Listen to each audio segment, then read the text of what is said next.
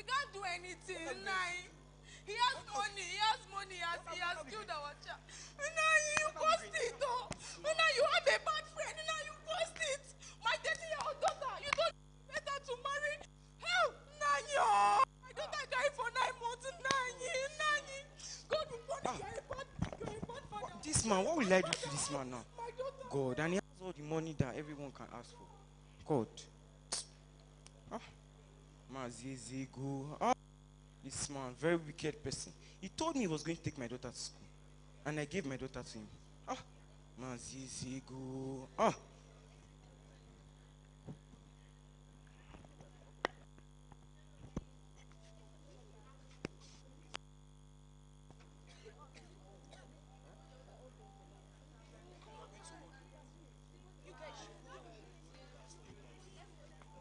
You're supposed to say something.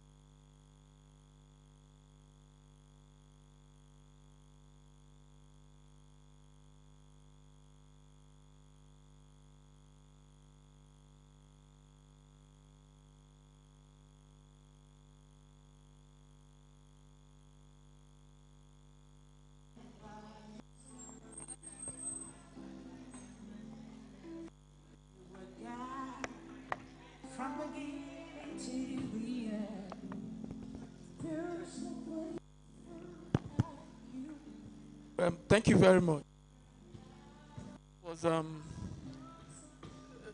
That was a very emotional and intelligent presentation, and that depicts what happens in so many families not trying to fight this kind of ill in the society.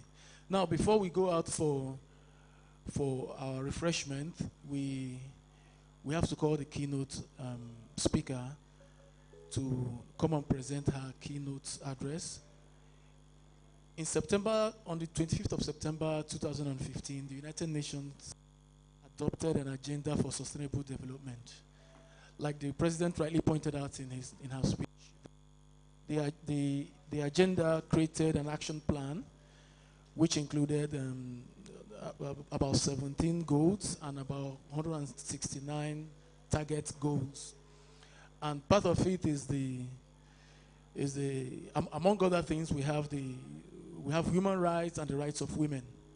Now, the theme of our conference, which the keynote speaker is going to talk about in 2020. Madam.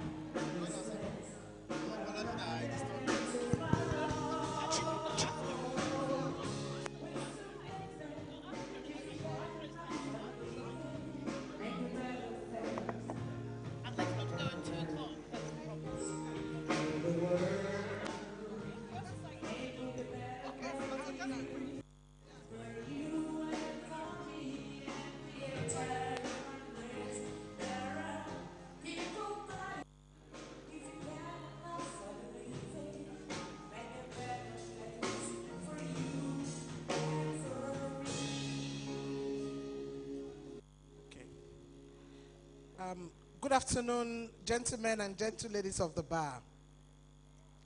I'm going to make a quick presentation on the theme of today. Before I go on, let me respectfully observe protocols. The First Lady, with due respect, ma. The AWLA members, with due respect, and I want to also respect the dean of my faculty. If I am not careful, if I don't do this today, maybe I won't collect my pay this month. Professor Ayasenwa, I greet you. Thanks for coming here. Ladies and gentlemen, presentation on the theme of today. Before I go on, let me respectfully observe protocols. The First Lady, with due respect, ma. The AWLA members, with due respect, and I want to also respect the dean of my faculty. If I am not careful, if I don't do this today, maybe I won't collect my pay this month. Professor Ayasenwa, I greet you. Thanks for coming here. Ladies and gentlemen. Well, I've been hijacked to make this presentation. I'm supposed to speak on maternal health, but it's also a presentation that I'm very familiar with. Because as somebody in the field of development, everybody is working towards the Sustainable Development Goals 2030 with the theme, Leave No One Behind. So I want to congratulate the president of AWLA for putting this wonderful international conference together. So I won't go too much into the discussion there. But I want to speak to three issues. One, I want to talk about why is gender equality and women empowerment important to the achievement of the SDG 2030.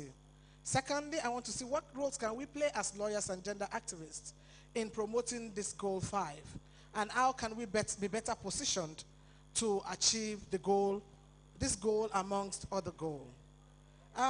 Because of time, I will quickly look at the context that some of us are very familiar with in terms of what is our makeup. Women and girls, we represent half of the world population. And of course, we know that we are often on front line, and we are often more deeply impacted than men and boys by poverty, this goal amongst other goals. Because of time, I will quickly look at the context that some of us are very familiar with in terms of what is our makeup. Women and girls, we represent half of the world population. And of course, we know that we are often on front line, and we are often more deeply impacted than men and boys by poverty, climate change, food insecurity, healthcare, and a whole lot of other things. So the Sustainable Development Goals seek to change the course of 21st century to be able to address some key challenges that we face on a daily basis. Poverty, inequality, violence against women, and a whole lot of other things. A lot of people think that the goal is a standalone goal. But my argument is that the goal will be much more effective if it is mainstream all through the 17th goal. So I don't see it as standalone. I see it as a goal that actually encompasses all the other goals. So I want to quickly look at the goal has about 5 or 6 targets. So I will be speaking to some of those targets, and I will be looking at it in the context of Africa. The first target is 5.1, which says end all forms of discrimination against all women and girls. And as we speak today, most countries in Africa have signed the CEDAW, the Convention on the Elimination of All Forms of Discrimination Against Women, and it's a legally binding document to some countries who had signed, especially if they are monist country. And it provides some substantive equality to be able to practically address some of the issues affecting women. And there are examples of some of those countries. Nigeria signed, but unfortunately we are yet to domesticate it because we are a dualist country. So it has to pass through a process in the country before it can be actualized. But there are other countries, particularly the Francophone countries, who had signed it. But in reality, in all the countries that we have mentioned, very few countries have been able to actualize the intent of the CEDAW. UN Women report shows that about 143 out of 195 countries have formally have gender equality in their constitution. And I think Nigeria is one of those countries. Without using the word gender, some of them will use the word sex and all that, in their constitution. Yet, through laws and policies, gender-based stereotypes and social norms still exist, which means that the law is just existing in their laws, but in practical reality, we have not been able to achieve gender equality. So, and you see that discrimination in practice occurs as a result of several variables: place of birth, sexual orientation, age, religion, disability, and what have you. So you can also see discrimination in law and practice. There's a survey with respect to nationality. In a survey of about 194 countries, about 60 deny women of their ability to acquire, retain, deny women of their ability to acquire, retain, change, or confer nationality on non-national spouse. And I think Nigeria is one of those. On the issue of employment, women earn between 10 to 30% less than men in most countries. Family, husbands are legally designated household heads, and we still see that in this country. Education also, 781 million adults and 126 million youth globally lack literacy skill. More than 60% of them are women and girls. Also on the issue of land and other resources, there are written laws and practices that exist to restrict women access. As we know, in terms of land, those who till the ground, they are about 70%, and 70% of them are women. But in the real sense, when you look at the laws regulating the issue of land, you rarely see issues that really address the needs of women, particularly in that regard. The other one is also to eliminate all forms of violence against women. So worldwide, if you look at the data, so it's also not friendly to women. About 1 in 3 women worldwide have experienced physical or sexual violence, and we can see the example being demonstrated by the drama that we just watched. I had this in mind before starting this presentation. Maybe I would do it at the end of the presentation. I think that for a conference like this, given what happened in Nigeria in the last 1 week, maybe there's a need for us to do a 1-minute silence for Ochaya, because she's one of the women that have suffered violence, one of the girls that have suffered violence, and today they are no more. There are several women and girls that have to die for an offense they didn't commit because our laws and policies are not strong enough, and our institutions are not strong enough to address the issue of violence against women. So these are also some of the data. We'll share this later so that I can move quickly, because one of our colleagues is traveling and she's making the next presentation. So we also have, like, the third one is talking about eliminate all harmful practices, such as child, early, and forced death and mutilation. More than 700 million women alive today were married as children below 18, so you can imagine. 133 million girls and women have experienced female genital mutilation in the 29 countries in Africa, Middle East, and other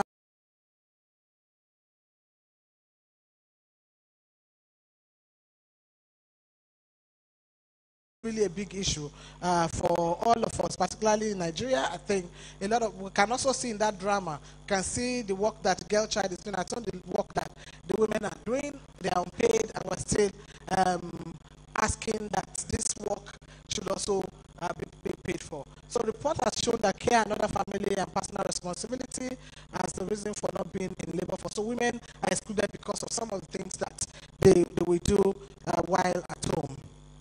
So the other one is talking about 5.5, ensure women's full and effective participation and equal opportunities for leadership at all levels. Well, recently we congratulate ourselves for what happened in